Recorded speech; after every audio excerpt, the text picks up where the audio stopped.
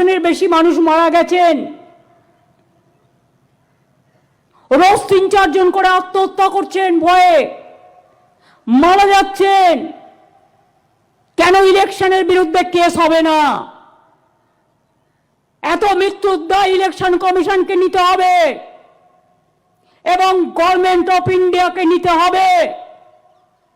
পার্টির নাম আমি নাইবা বললাম, এবং হসপিটালে আজও মৃত্যুর সাথে লড়াই করছে আরো 40-45 জন। এদের জীবন জীবন নয়। স্বাধীনতা দিয়ে দেশকে ফাঁসির মঞ্চে গান গেয়ে নবসংস্কার দিয়ে আজ এতদিন পরে আমাদের প্রমাণ করতে হবে আমরা ভারতবর্ষের ভোটার কিনা। সিটিজেনশিপে একটা আলাদা আর ভোটার আলাদা, দুটোর মধ্যে পার্থক্য করে ফেলছে।